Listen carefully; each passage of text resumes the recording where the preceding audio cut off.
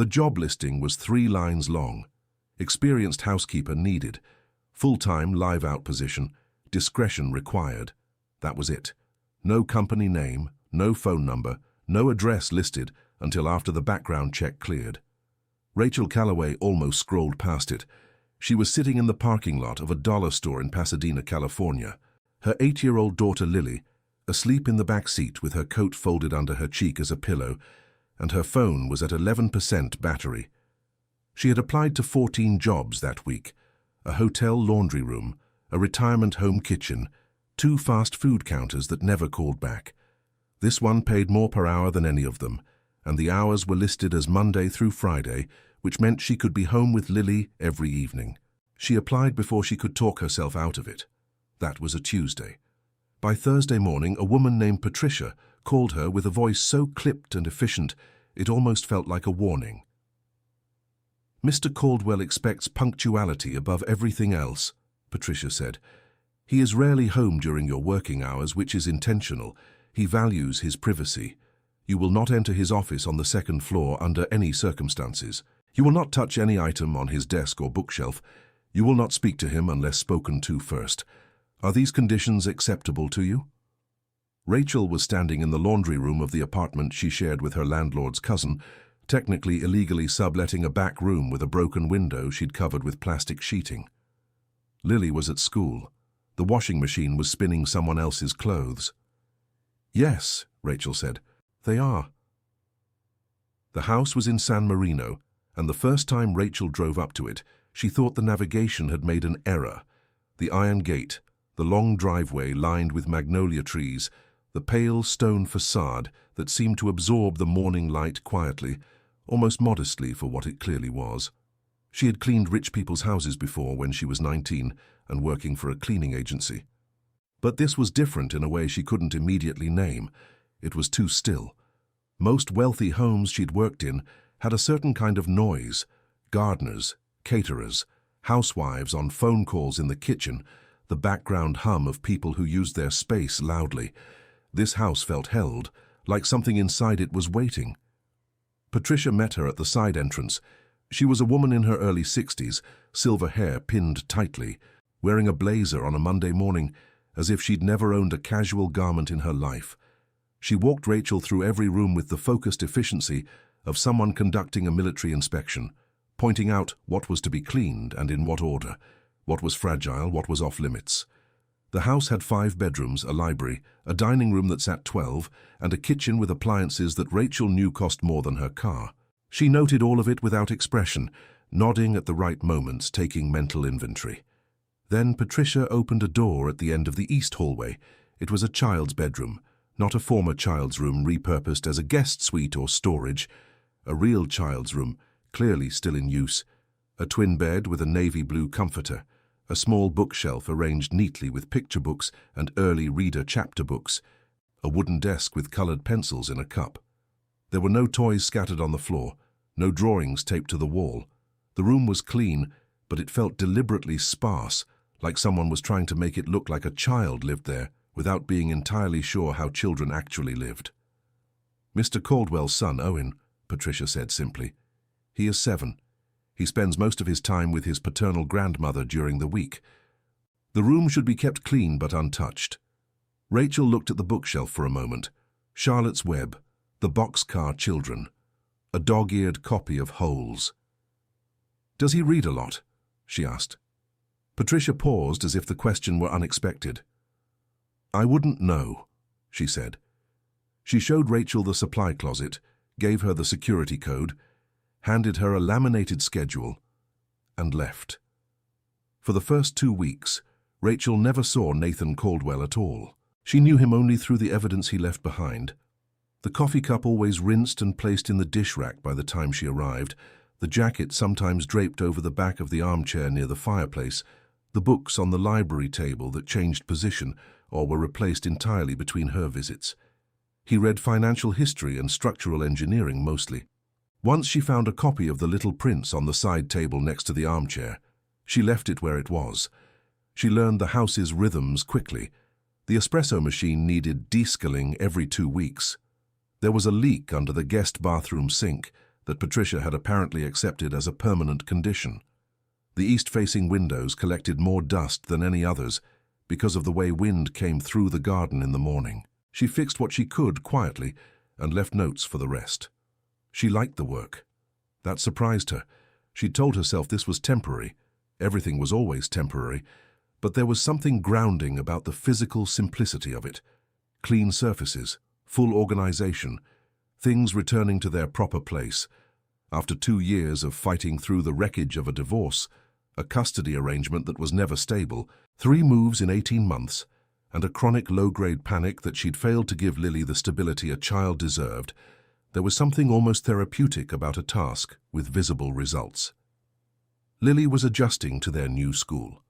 Rachel called every afternoon at 3:15 when the bell rang, and Lily answered with a detailed report of her day, usually starting with what she'd eaten at lunch and ending with a grievance about a classmate named Jordan, who apparently refused to share the good markers. Rachel listened to all of it. The listening was the most important part of the job she cared about most. She had not told Lily what the house looked like. She wasn't sure why. It felt like showing Lily that world would create a wanting she couldn't satisfy. On a Wednesday in her 3rd week, Rachel arrived to find the side door unlocked from the inside. She stood in the kitchen doorway for 3 full seconds before she heard the sound, typing somewhere above her. A keyboard, quick and irregular, the way people typed when they were working through something rather than writing steadily. It stopped, started again. She set her bag down quietly and began with the kitchen, as always. She was on the windows when she heard footsteps on the stairs, unhurried, purposeful, and then Nathan Caldwell walked into the kitchen. She recognized him from the framed photo in the library, though the photo was several years old, and he looked more tired now. He was taller than she'd expected. Dark hair, good suit, the kind of face that had probably always been described as serious, even before whatever had put those particular lines at the corners of his eyes. He stopped when he saw her. He seemed, for just a moment, genuinely startled. "You're the new housekeeper," he said. Not a question. "Rachel Calloway," she said. "I'm sorry. I didn't realize you'd be home. I can come back later if—" "No." He moved to the coffee machine with the automatic efficiency of someone who had repeated this motion 10,000 times. "Continue what you're doing." She turned back to the window. He stood at the counter and waited for the machine. The kitchen was very quiet. "Patricia left me your reference letters," he said, not looking at her. "You worked for the Hendersons on Oak Knoll for 18 months. "Yes. They wrote well of you. They were kind people." He said nothing more. He took his coffee and left the room. She heard him return upstairs. The typing resumed. She finished the kitchen, moved to the hallway, cleaned the guest bathroom, and had started on the library when she heard him come down again. This time he walked past the library door without stopping, went to the front hall, took his jacket from the hook, and left through the main entrance. The house settled back into its familiar quiet. She should have thought nothing of it. A busy man working from home on an unexpected morning, too occupied to be bothered with the housekeeper. It was completely ordinary. Except that when she passed the kitchen counter on her way out, she noticed his coffee cup. It was still full. He'd made it and never taken a sip. By the end of the week, she'd caught herself thinking about that detail more than once. Why make coffee you don't drink? It was a small thing, a nothing thing. But small things in orderly houses had a way of meaning something, and Rachel Calloway had learned a long time ago to pay attention to the things that didn't quite fit. She was locking the side door on Friday afternoon, the late October light already going amber in the garden, when her phone rang. Lily's school. Her stomach dropped. It always dropped about before she answered. "Miss Calloway, this is Vice Principal Torres. There's been an incident with Lily today. Nothing serious. She's not hurt. But we'd like you to come in." She was already walking to her car. Behind her, the gate to the Magnolia driveway swung closed. She didn't notice the upstairs window or the figure standing just behind the glass, watching her go. Rachel sat in the vice principal's office with her coat still on and her hands folded in her lap, the way she always sat in rooms where she felt she was about to be judged. The chair across from Vice Principal Torres was slightly lower than his desk, which she suspected was not accidental. Lily pushed another student today, Torres said, lacing his fingers together. A boy named Marcus. He wasn't hurt, but it was enough that the teacher had to intervene. Rachel kept her expression steady. Can you tell me what happened before that? Torres glanced at his notes. Apparently Marcus made a comment about Lily's shoes. Rachel looked at him for a moment. She knew exactly which shoes. The white sneakers with the fraying left lace that Lily had been wearing for 8 months, a full size too small now, because Rachel had been putting off replacing them in favor of covering the electric bill and the school supply list and the co-pay for Lily's last ear infection. What kind of comment? Rachel asked. He said they looked like they came from the trash. Torres shifted slightly in his seat. I understand that's unkind, but the school's policy on physical... I understand the policy, Rachel said quietly. I'll talk to her. She found Lily sitting in the hallway outside the office, legs swinging because her feet didn't quite reach the floor. She was staring at the middle distance with the particular expression she got when she was working very hard not to cry. Rachel sat down next to her and said nothing for a moment. He started it, Lily said. I know. He said it in front of everyone. I know that too. Lily finally looked at her. Her eyes were dry, which somehow made it worse. 8 years old and already practiced at not crying in front of people. Rachel reached over and tucked a strand of hair behind her daughter's ear. Pushing wasn't the right answer, Rachel said. Even when someone is wrong about you, even when it hurts, you understand that? Yes, Lily said. Then, very quietly, Are we poor, Mum? Rachel did not look away. She had promised herself, when Lily was born, that she would never lie to her daughter about important things.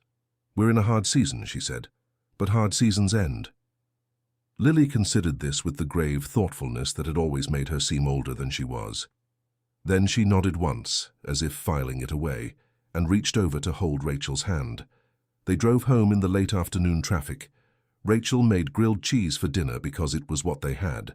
Lily ate without complaint and told Rachel that her teacher had read them a chapter of Stuart Little that afternoon, and that she thought Stuart was brave for someone so small. Do you think he ever feels scared? Lily asked. Probably, Rachel said, but he goes anyway. Lily thought about that. That's what brave is, right? Going anyway. That's exactly what brave is. The following Monday, Rachel arrived at the Caldwell house to find a pair of children's sneakers on the kitchen counter. They were in a box, unwrapped, white with a small blue detail on the heel. Girls, size 2. The right size. There was no note. She stood looking at them for a long moment. Her first instinct was a quick defensive heat. She hadn't told anyone. She hadn't said a word. Followed immediately by the rational understanding that this was Patricia's doing. Patricia, who handled logistics.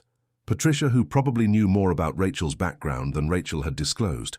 Patricia, who had, without ceremony or explanation, placed a solution to a problem on a kitchen counter.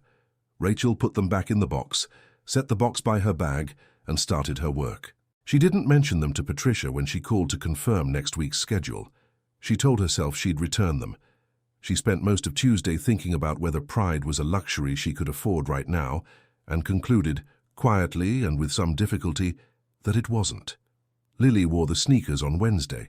She said nothing about where they came from, and Rachel said nothing either. Some things didn't need a conversation. Nathan came home early again on Thursday. This time Rachel was in the library when she heard the front door. She had learned by now not to stop what she was doing. He didn't want ceremony or acknowledgement. He wanted to be in his house without having to manage the presence of the person cleaning it. She understood that. She was good at making herself minimal. But he came to the library doorway. He stood there for a moment, looking at the shelves, and Rachel moved to gather her cleaning supplies and give him the room. You reorganized the history section, he said. She stopped. The chronological order was broken up. There were 3 books from the 1800s shelved between 2 from 2010. I put them back in sequence. I can undo it if you prefer. No. He stepped further into the room and tilted his head slightly to read the spines. It's better. He pulled a book from the shelf, Barbara Tuchman's The Guns of August, and held it for a moment without opening it. His movements had the quality of someone whose mind was always one room ahead of his body. "My son is coming to stay this weekend," he said. He wasn't looking at her. He was looking at the book.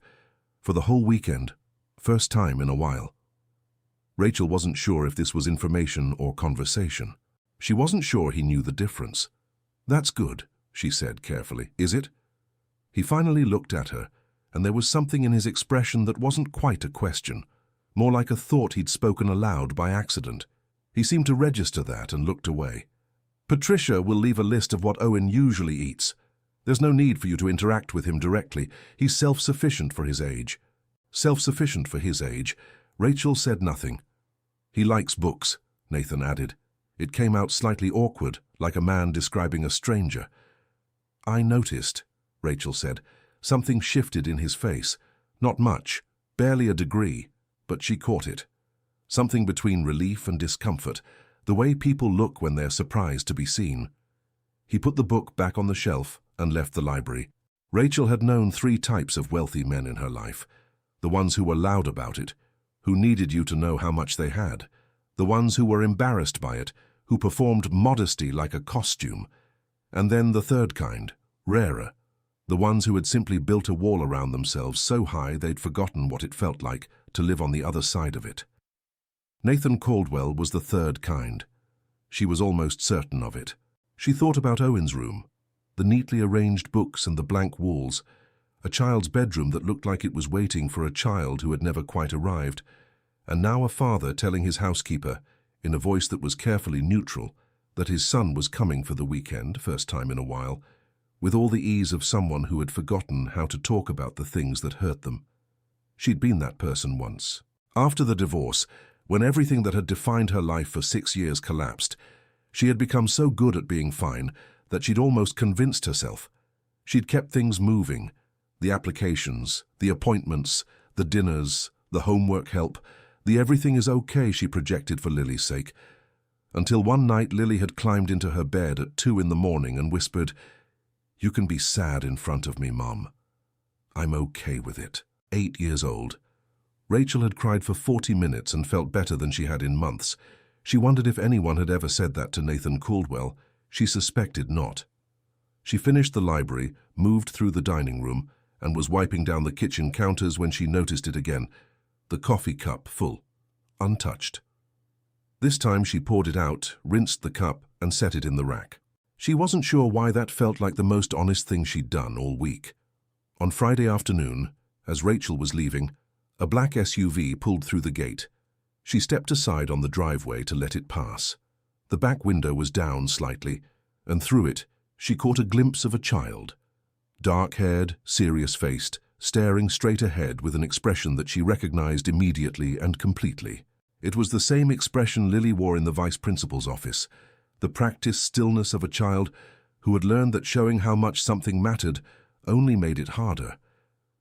Rachel watched the SUV reach the front entrance.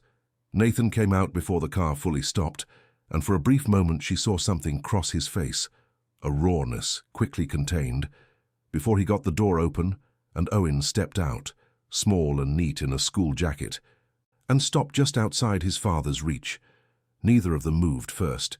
Then Owen held out his backpack, as if presenting it for inspection, and Nathan took it. And they walked inside. The front door closed. Rachel stood on the driveway for a moment longer than she needed to. Then she got in her car, called Lily's after-school number, and listened to a 7-minute story about Stuart Little and the Central Park boat race, and drove home in the golden late-afternoon light. The weekend came and went, and on Monday morning the house felt different. Rachel noticed it before she could name it. The kitchen, which she always found in the same precise state, coffee cup rinsed, counter wiped, nothing out of place, had 2 bowls in the dish rack instead of 1, a juice glass, a child's spoon. On the kitchen table, half under a placemat, was a folded piece of paper. She would not have touched it, except that it slid off the table when she moved the placemat to clean beneath it, and when she picked it up, the fold opened slightly, and she caught the corner of a drawing. A house, crayon lines, 2 figures in the front yard that were clearly not drawn to scale. She refolded it and set it on the counter near the fruit bowl where it would be seen. She stood in Owen's room for longer than usual that morning. Something had changed there too. One of the books on the shelf had been moved, Charlotte's Web pulled slightly forward, as if taken down and replaced in a hurry. And on the small wooden desk, beside the colored pencils, was a single green crayon worn down to a nub, sitting outside the cup. She put it back in with the others. On the hallway wall outside Owen's room, at roughly the height of a 7-year-old's shoulder, there was a faint smudge, handprint. She cleaned it without thinking, then stopped, looked at the clean wall, and for reasons she couldn't quite explain, felt she'd erased something that should have stayed. Nathan came home early every day that week. Not dramatically early, never before 2 in the afternoon, but consistently earlier than his pattern had been. Rachel adjusted without comment. She had learned to read the shape of his presence, the sound of the front door, the particular rhythm of his footsteps, the way he moved through the house when he was working versus when he was simply there. He was not a restless man. He didn't pace or linger in doorways. He chose a room and occupied it with intention. But that week he kept appearing in the rooms where she was working, not intrusively. He wasn't watching her or attempting conversation. He would come in to retrieve something, a phone charger, a book, a document from the desk, and then stay just a minute longer than the task required, sometimes standing at the window, sometimes reading a few lines of whatever he'd come to collect, and then he would leave. On Wednesday, she was dusting the library shelves when he came in and sat down in the reading chair near the window without any apparent reason. He opened a book. She continued dusting.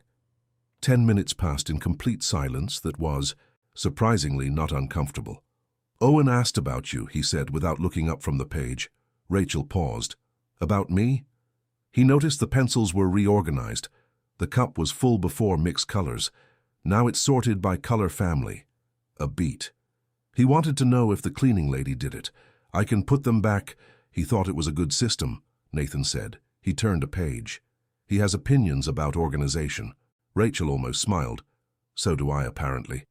He said nothing more, but something in his posture shifted, a slight loosening, so minor it was almost invisible. He stayed in the chair for another 20 minutes before leaving. The complication arrived on a Thursday, in the form of a woman named Diana Caldwell. Rachel was on the second-floor landing, not near the office, nowhere near it, simply cleaning the hallway baseboards, when the front door opened without a knock, and a woman walked in as if she owned the place, because at one point she had. Diana was elegant in the particular way that required significant maintenance. Blonde hair that fell in intentional waves, a camel coat that moved like it cost what Rachel made in 3 months. She was perhaps 40, and beautiful in a cool, assembled way. She stopped when she saw Rachel. "You're new," she said. "Rachel Calloway. I started in October." Diana looked at her for a moment, with the evaluating patience of someone who made such assessments constantly and automatically. "Where's Patricia?" "I'm not sure. She doesn't come in every day." Diana made a small sound that wasn't quite an answer and moved toward the kitchen. Rachel returned to the baseboards. 2 minutes later, she heard Nathan's voice from downstairs. He'd been in his office, apparently. Low and tight in a way she hadn't heard before. She didn't listen. She moved to the far end of the hallway and focused on the work. But the house's acoustics were honest, and she couldn't entirely avoid the shape of what was happening below. Diana's voice, which was practiced and controlled. Nathan's, which was quieter and more deliberate. A long silence. Then Diana's footsteps crossing the front hall, and the door closing with a firmness that stopped just short of a slam. Nathan appeared at the bottom of the stairs. He looked up and saw Rachel on the landing. Neither of them said anything for a moment. "My ex-wife," he said finally. The explanation was entirely unnecessary, and she suspected he knew that. "I'll be finished up here in about 20 minutes, Rachel said. He nodded and walked back toward his office. She learned the rest gradually, the way you learn things in houses where you are trusted to be invisible, through Patricia, who was not a gossip, but was also not entirely a closed book when she felt information was operationally relevant. Diana and Nathan had divorced 3 years ago. Owen had been 4. The arrangement gave Diana primary custody during the school week, with Nathan having Owen on alternating weekends and school holidays. It was a structure that had made sense legally, and had made almost no human sense at all, Patricia implied, in the careful way of someone who had watched it play out. Nathan's work had consumed the better part of Owen's early years. The divorce had happened for the reasons divorces usually did: distance, silence, two people who had stopped choosing each other and were too proud to say so. But the fracture it had left in Nathan's relationship with his son was of the specific kind that no attorney could repair. Diana had come that Thursday to discuss Christmas arrangements. She wanted to take Owen to her sister's place in Colorado. Nathan had said no. The negotiation would continue through lawyers, which was how their negotiations always continued. Rachel thought about Owen's room again, the sparse walls, the single green crayon worn to nothing. That evening she picked Lily up from after-school care, and they stopped at the park on the way home because Lily asked, and the afternoon was cool and clear. She watched Lily run toward the swings with the complete physical commitment of a child who still trusted that her body would do what she told it to. And she thought about how much of that a child could lose before you noticed it was gone. The following Monday brought the complication she hadn't anticipated. She arrived at the house to find Owen there. Not a weekend, not a scheduled visit. A Monday morning. He was sitting at the kitchen table in his school jacket, with his backpack on the chair beside him, eating toast with the methodical focus of someone completing a task. He looked up when Rachel came in. He had Nathan's coloring, dark hair and steady eyes, but his face was more open. He was watching her with the frank curiosity children reserve for adults they haven't categorized yet. "You're the cleaning lady," he said. "Rachel," she said. "You must be Owen. My dad told me." He looked back at his toast. "You sorted my pencils. I hope that was okay." He considered. "The old way was random. Your way makes more sense." He said it with complete seriousness, as if delivering a verdict. "My mom forgot to take me to school," he added in the same tone. Rachel set her bag down slowly. "Did you call your dad?" "He was already on his way to a meeting. He said Patricia would come, but Patricia's at the dentist." Owen looked up again. "He said you'd be here. He said I could stay until Patricia gets back." Rachel looked at this small, self-contained child in his school jacket, eating toast at 8:15 in the morning with the composure of someone who had learned not to make his inconvenience anyone else's problem. "Are you still hungry?" she asked. He thought about it. "A little." She found eggs in the refrigerator and made scrambled eggs with toast, and Owen ate them at the kitchen table while she started on the downstairs rooms. He didn't talk constantly the way some children did. He asked questions when he had them, and they were specific questions. Why she cleaned the windows in a circular motion, whether the lemon in the cleaning solution was real lemon or artificial, how you got the soap scum off the grout without scratching it. She answered all of them. At one point she came back through the kitchen and found he had cleared his own plate and put it in the dish rack. "You didn't have to do that," she said. "I know," he said, "but it was just sitting there." She looked at him for a moment. "I know, but it was just sitting there," said in the same practical, self-sufficient tone his father used when he occasionally explained something he hadn't needed to explain. She went back to work before he could see her expression. Patricia arrived at 10:30 and took Owen to school. He picked up his backpack and put on his jacket, and at the side door he turned and said, in his careful way, "Thank you for the eggs." "Any time," Rachel said. She meant it more than was probably professional. That afternoon, Nathan came home at noon. He walked into the kitchen, stopped, and looked at the clean dish rack. The single plate and fork she had re-washed after Owen left, out of habit. Then he looked at Rachel, who was at the kitchen counter making a note on the supply list. "Patricia told me he was fine," Nathan said. "He was," Rachel said. "He's a good kid." Nathan was quiet for a moment. He moved to the coffee machine, and this time, she noticed, he actually drank it. Standing at the counter, looking out the garden window, he drank the entire cup.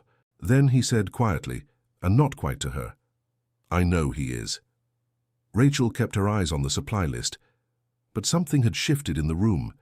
In the careful architecture of distance Nathan Caldwell had built around himself, and she felt it the way you feel a change in air pressure, not as something seen but as something known. She finished her notes and said nothing. Some things didn't need a response. They just needed a witness. The call came on a Wednesday afternoon, 3 weeks before Christmas. Rachel was in the library when her phone rang, Lily's school again, the same number, the same stomach drop. But this time, Vice Principal Torres's voice was different, quieter, more careful in the way people get when they are about to say something that requires you to sit down. Miss Calloway, Lily collapsed during recess. She's conscious, she's stable, but the school nurse believes she may have had a seizure. An ambulance is on the way. Rachel was already moving. She had her coat and bag in her hands before the sentence finished. She was through the kitchen and at the side door when she almost walked directly into Nathan, who was coming in from the garden with his phone in his hand mid-call. He took one look at her face and ended his call. "What happened?" she told him in 4 sentences. She was not the kind of person who fell apart in front of people, least of all her employer, but her hands were shaking on her keys, and she knew it and couldn't stop it. "You can't drive like that," he said. It wasn't unkind, it was simply a fact. "I'm fine. Rachel." He said her name in a way that was not a comfort exactly, but was something firmer and more useful than comfort. "I'll drive you." She didn't argue. There wasn't time for pride. He drove faster than she expected and said almost nothing the entire way, which was exactly right. He didn't ask questions or fill the silence with reassurances that neither of them could back up. He found the hospital efficiently, parked, and walked with her through the emergency entrance without being asked. Lily was in a curtained bay, pale and small against the white pillow, with a nurse checking her vitals and a doctor waiting to speak with Rachel. She was awake and confused in the particular way of someone whose body had done something without her permission. When she saw Rachel, something in her face unclenched. "Mom," she said. "I'm here," Rachel said. She sat on the edge of the bed and took Lily's hand and held it without squeezing too hard. "I'm right here." The doctor was calm and thorough. Febrile seizure? Possibly, though Lily had no fever at presentation. They would run tests, monitor her, likely keep her overnight.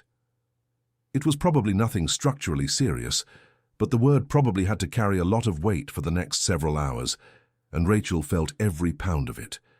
She sat with Lily until the tests were ordered, until Lily's eyes grew heavy and her breathing evened out into something close to sleep.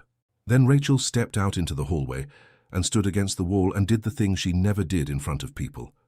She pressed her hand over her mouth and let herself feel the full weight of the fear she had been carrying for the past 90 minutes. Nathan was sitting in a chair at the end of the hall, not hovering, not watching her.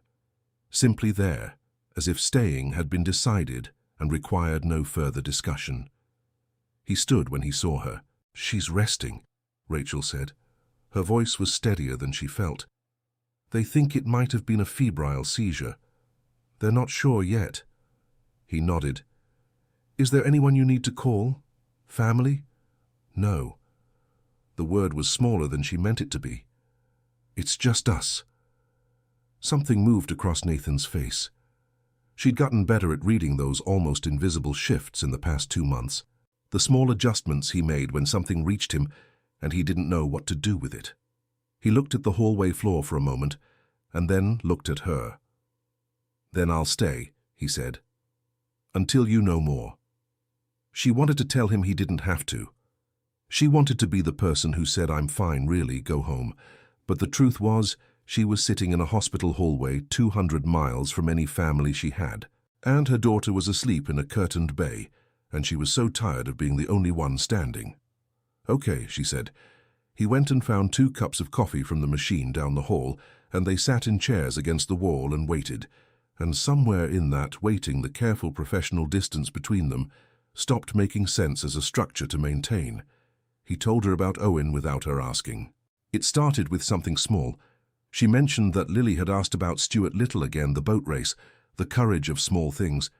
And Nathan said, quietly, that Owen had read that book 4 times.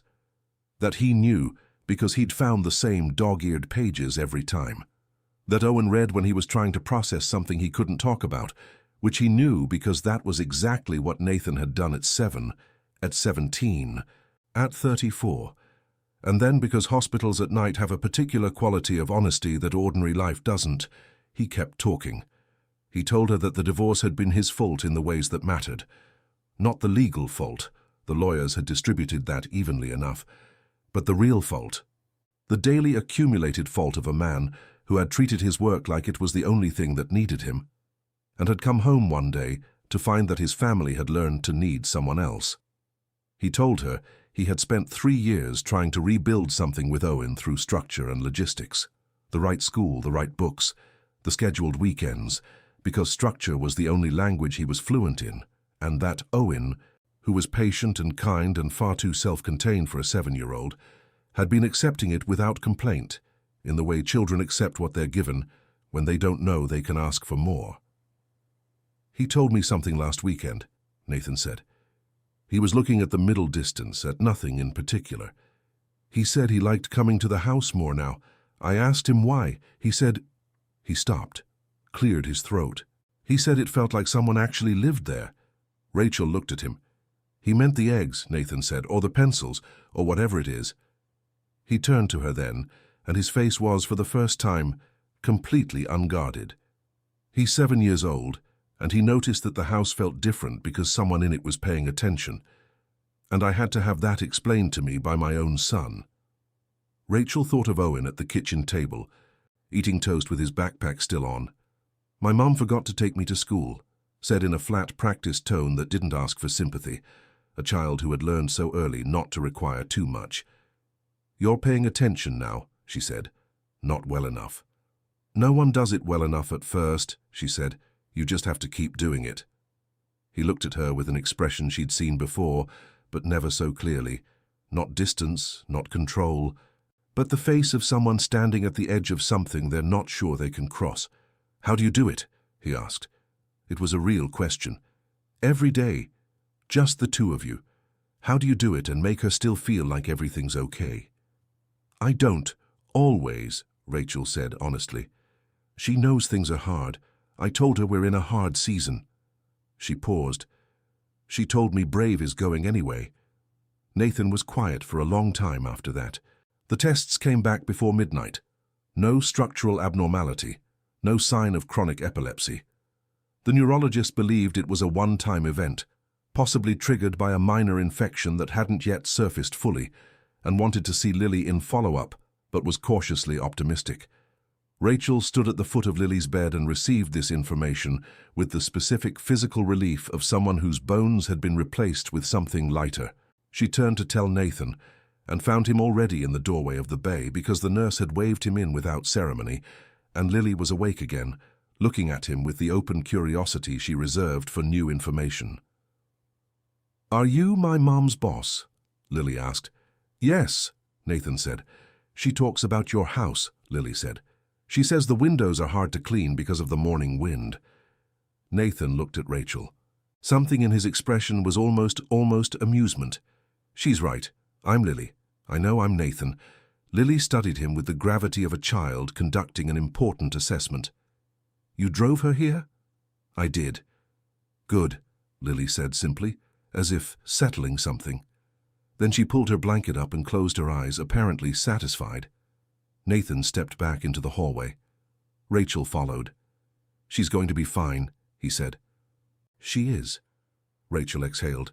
"Thank you for today. You didn't have to—" "I know I didn't have to," he said, and it was the same phrasing Owen had used. "I know." But it was just sitting there. The same quiet practicality. She caught it, and he saw that she caught it, and something warm and slightly undone moved across his face. "Rachel," he said. Her name again, in that same way. Not urgent, but fully meant. "I'd like to take Owen to lunch on Saturday, and I'd like you and Lily to come." She looked at him. "That's not—" "I know what it is and what it isn't," he said quietly. "I'm not asking for anything complicated. I'm asking if you'd like to have lunch." A pause. "Owen asked me if Lily liked books. I told him I'd find out." Rachel thought about Lily and Stuart Little, Owen and his dog-eared pages. Two small people who had both learned to be braver than the adults around them, going anyway even when they were scared. "She loves books," Rachel said. He nodded once. "Saturday, then." They had lunch at a small Italian place in Old Pasadena that Nathan chose because it had a bookshop 2 doors down. An independent one. the kind with mismatched chairs and a cat that slept near the poetry section. Owen and Lily spent 45 minutes in there after the meal, moving through the shelves with the focused intensity of two children who had found an unexpected common language. Owen recommended The Phantom Toll Booth. Lily had already read it and recommended A Wrinkle in Time in return. Owen wrote the title carefully in a small notebook he kept in his jacket pocket. Nathan and Rachel sat on a bench outside the shop window and watched them through the glass. "He has a notebook," Rachel said. "He's had it since he was 5, Nathan said. "He writes down things he wants to remember." She watched Owen hold up a book and show it to Lily, who leaned in to read the back cover with the same serious attention. "He's going to be okay," she said. "Not as comfort, as fact." "Yeah," Nathan said. He was quiet for a moment. "So is she." He said it simply, without performance, like someone who had decided something and said it plainly, like someone who had stopped standing at the edge. Rachel didn't answer. She didn't need to. She was watching Lily laugh at something Owen said, a real laugh, full and sudden, the kind that surprised her, and feeling the particular quality of that moment settle into her. Not the relief of a hard season ending, something quieter and less expected than that, something that felt, carefully and without rushing, like the beginning of something she had stopped believing she was still allowed to want. She didn't name it.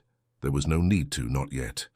The bookshop cat came to the window and sat looking out at them with absolute feline indifference, and Owen pointed at it, and Lily pressed her face to the glass, and Nathan glanced at Rachel and looked quickly away, but not before she caught the corner of something in his expression she recognized now.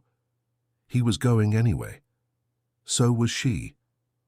January arrived quietly in San Marino, the way it always did in Southern California, not with snow or the dramatic gray skies of winter further north, but with a particular quality of light that was thinner and more honest than December's, as if the new year were simply asking everyone to see things more clearly. Rachel noticed it on her first Monday back after the holidays. The magnolia trees along the driveway had dropped most of their leaves, and the long approach to the house looked more open than it had in October when she first drove up it. She sat in her car for a moment before going in, the engine idling, and thought about how different everything looked when you stopped bracing for it. She had spent Christmas with Lily at a small dinner hosted by a neighbor from their building, a retired schoolteacher named Gloria who cooked too much food and played Frank Sinatra and asked Lily approximately 40 questions about her reading list. It had been warm and entirely unplanned, and one of the best Christmases Rachel could remember. Lily had given her a card she'd made herself, folded construction paper with a drawing of the two of them, on the front standing in front of a house that had magnolia trees in the yard. Rachel had not mentioned that detail to Lily. She kept the card on the kitchen windowsill. Nathan had sent a message on Christmas Eve, brief as his messages always were. "Hope you and Lily have a good one. Owen says tell her the Phantom Toll Booth is excellent." Rachel had smiled at her phone for longer than was strictly dignified and written back. "She says he has excellent taste." She had not heard back until the following morning, when a single message arrived at 7:15. "He really does." Owen was at the house when she arrived that first Monday. Winter break extended another few days for his school, and Nathan had taken the week off, something Patricia told her with the barely concealed approval of someone who had been waiting years for it to happen. Owen was at the kitchen table when Rachel came in, his notebook open, his pencil moving in small, careful strokes. "What are you writing?" Rachel asked, hanging up her coat. "Things I want to remember from the break," he said. He turned the notebook slightly so she could see without being asked. The page had a list in his small, precise handwriting. The bookshop cat, the Italian place, Lily laughing, Dad at the table for every dinner. Rachel read it without comment. She went to the supply closet and began her morning in the kitchen, and the house felt different from what it had been in October. Not structurally different, not cleaned differently or arranged differently, but inhabited differently. More evenly, like the weight of it was finally distributed across more than one person. Nathan came downstairs at 8:30 in jeans and a sweater, which she had never seen him wear to work, and then remembered he wasn't working. He poured coffee and actually drank it at the counter, looking out at the winter garden, and said good morning to Rachel in the straightforward way of someone who had stopped finding the interaction complicated. "Owen wants to go to the Huntington this afternoon," he said. "The Botanical Gardens. He read that they have a Shakespeare garden." "He told me," Rachel said. "He wrote it in the notebook about 3 weeks ago." Nathan looked at his son with an expression that had been arriving more and more often on his face in recent weeks. Something open and slightly undone. The face of a man actively learning something he should have known for years and choosing to be grateful rather than ashamed. "You want to come?" he asked. The question was directed at Rachel, but his voice was casual, easy, the way it gets when someone has practiced a courage until it becomes natural. "We have plans today," Rachel said. "Lily has a follow-up with the neurologist." "Right." He nodded. No overcorrection, no performance of casualness. "How is she doing?" "Really well. She hasn't had any more episodes. The doctor thinks it was a one-time fever reaction." Rachel paused. "She's been sleeping better. She seems lighter." "Good," Nathan said, simply, completely, like it mattered to him because it did. The neurologist confirmed what the hospital had suspected. Lily was healthy. The seizure had been a single febrile event, unlikely to recur, and the follow-up blood work showed nothing concerning. She was cleared for full activity, no restrictions, no medication. The doctor shook Rachel's hand and told her she could stop worrying. Rachel drove home with Lily, talking about the Shakespeare garden, because Owen had apparently texted her through Nathan's phone to share the information, and Lily had opinions about which play had the best garden scenes. Rachel listened to all of it, with the particular quality of attention she reserved for moments she wanted to keep. The late afternoon light, Lily's voice moving from Midsummer Night's Dream to a detailed assessment of which of her classmates would make a good puck. They stopped for ice cream on the way home, even though it was January, because the neurologist's office was next to an ice cream shop, and good news deserved acknowledgement regardless of season.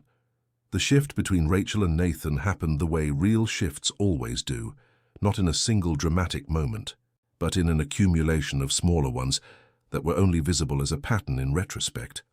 It was the Thursday afternoon in late January when she was finishing the library, and he came in and sat in the reading chair and didn't pretend he'd come for a book. It was the way he asked her about her day and actually waited for the answer. It was the conversation about Lily's school performance that turned into a conversation about what Rachel had wanted to study before the money for college ran out. Architecture, she told him, the way space shapes behavior, how a room can make you feel held or exposed.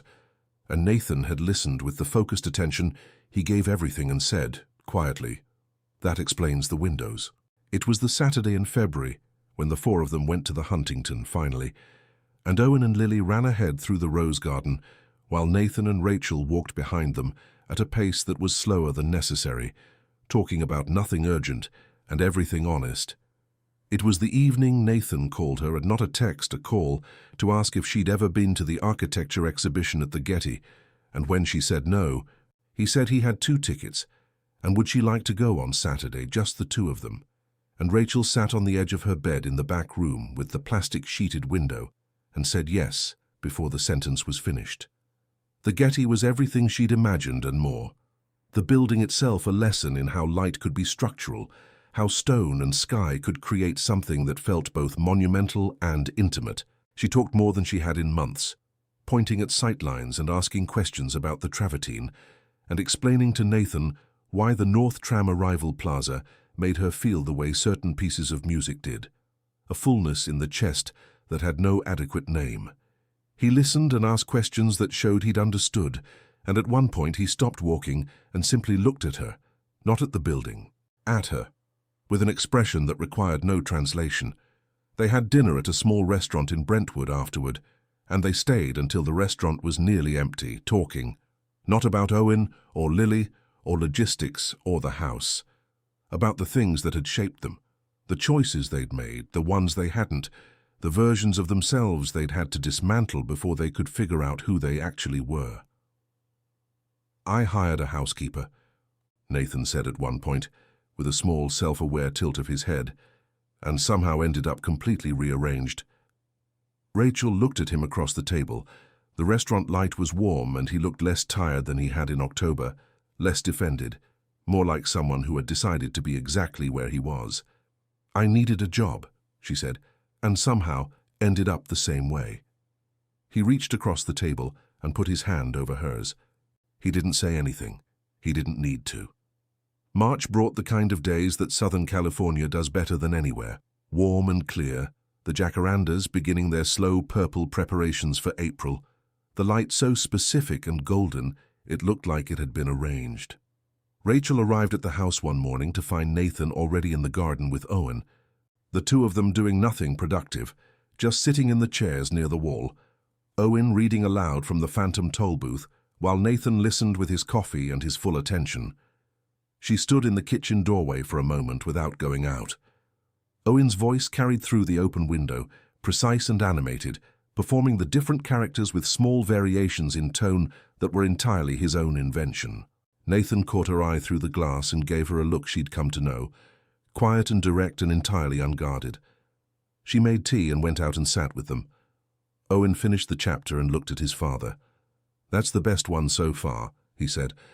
"You say that every chapter," Nathan said, "because every chapter is better than the one before." Owen said it as if this were obvious. He looked at Rachel. "Do you think that's possible? That something just keeps getting better?" Rachel held her teacup in both hands and considered the question with the seriousness it deserved.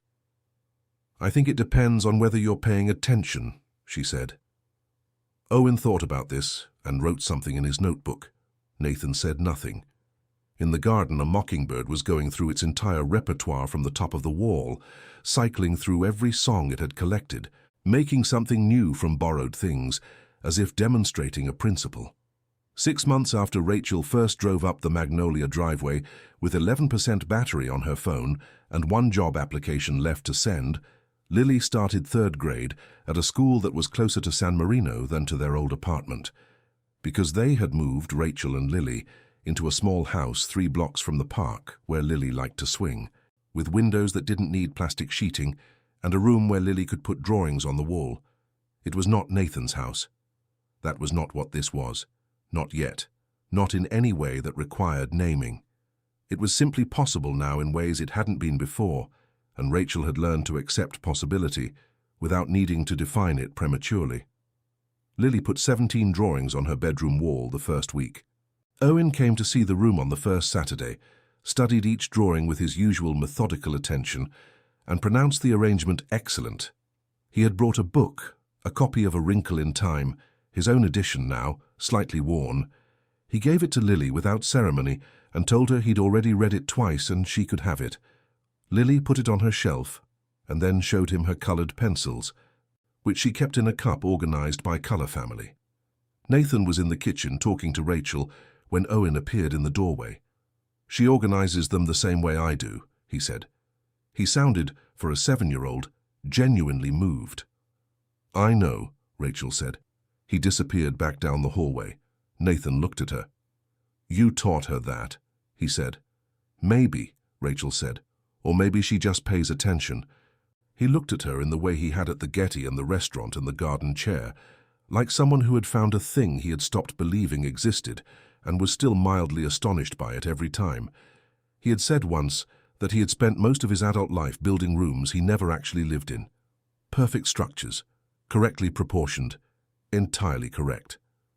And that the first thing in years that had made a house feel inhabited was the smell of scrambled eggs on a Monday morning, made for a child who wasn't his, by a woman who had reorganized his bookshelves without permission and somehow rearranged everything else in the process.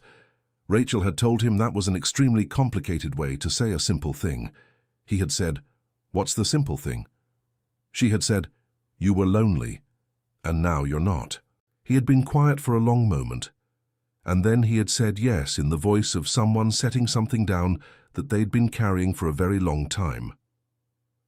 In Lily's bedroom, Owen was reading aloud from A Wrinkle in Time, the opening chapter, The Storm, the Strange Visitor, while Lily listened with her knees pulled to her chest and the full committed attention she gave only to stories she trusted completely.